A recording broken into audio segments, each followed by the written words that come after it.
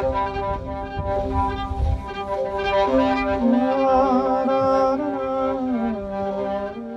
Kishi Bashi. I'm a musician from Athens, Georgia. Up until recently in my life, I lived in the city. I never really felt the biorhythms of nature.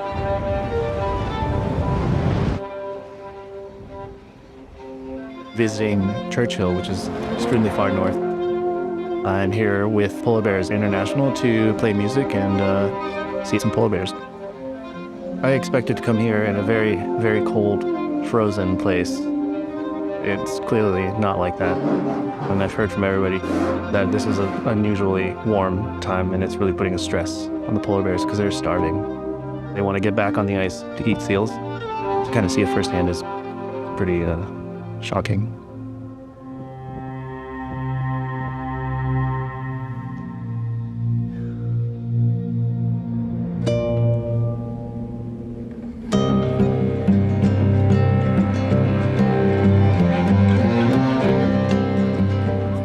For me, sharing music is something that I just have to do.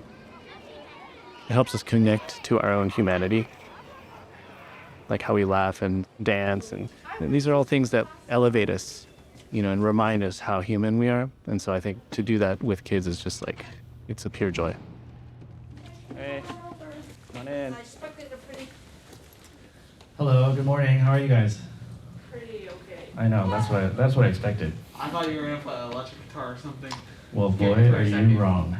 So, anyways, my name's Kishi Bashi. I'm just gonna show you what I do a little bit, and then you can ask me all your questions, and I'll have most of your answers.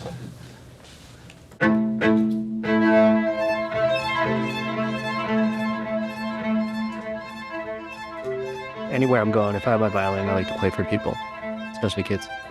Especially somewhere like maybe these kids don't have an opportunity to see something like this.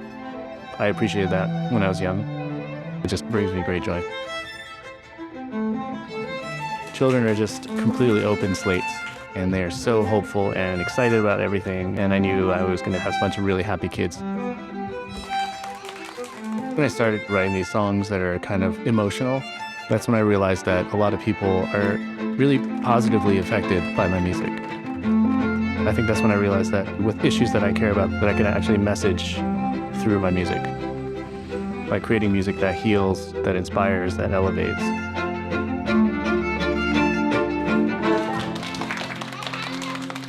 You guys have a great Halloween. See you guys. Bye. Thanks for coming. Having a kid is like extending your own personality, into the future. I want my daughter to have a safe and productive life. I think I came kind of late in the game as far as climate change is concerned.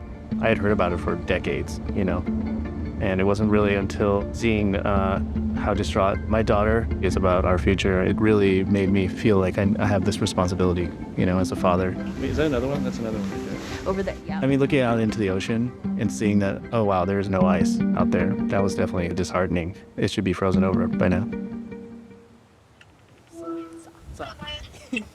So you look so excited. Check it out. We've secured a polar bear for you. Can you see this thing? Can you see a little... Okay, never mind.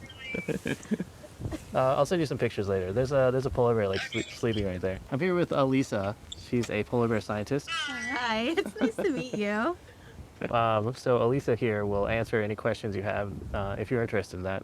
Because she sees such complacency and just neglect from our generation.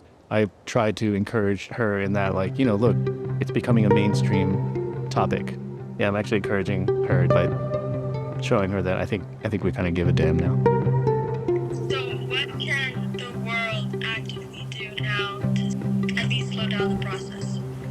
The best way we can make change is just to talk about it with each other and push forward as like a big group, a big community.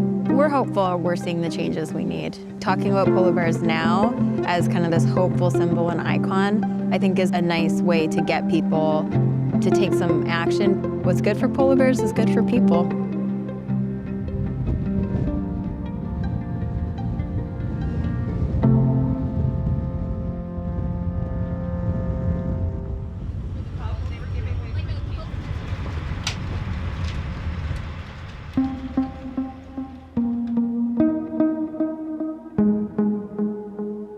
on. It's hot.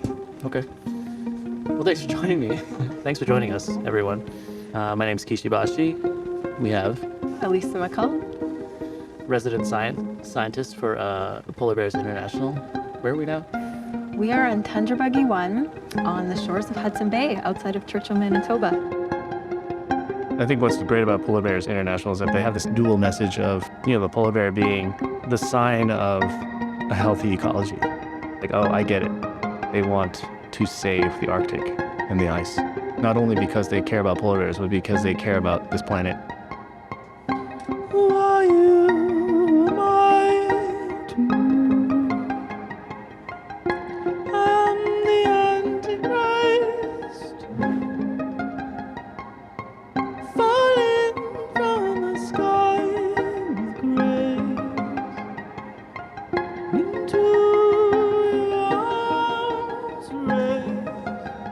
Being closer to nature has definitely sparked a lot of inspiration.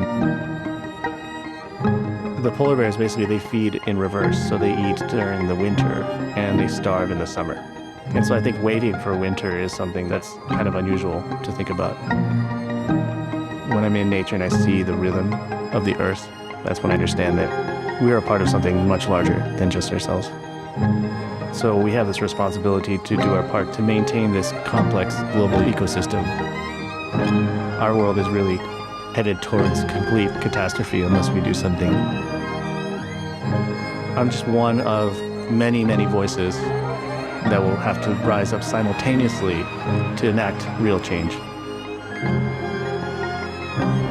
If I have this voice, I need to speak up. It's just my responsibility as an artist, as a father. We're still leaving them with a legacy. I want it to be a bad one.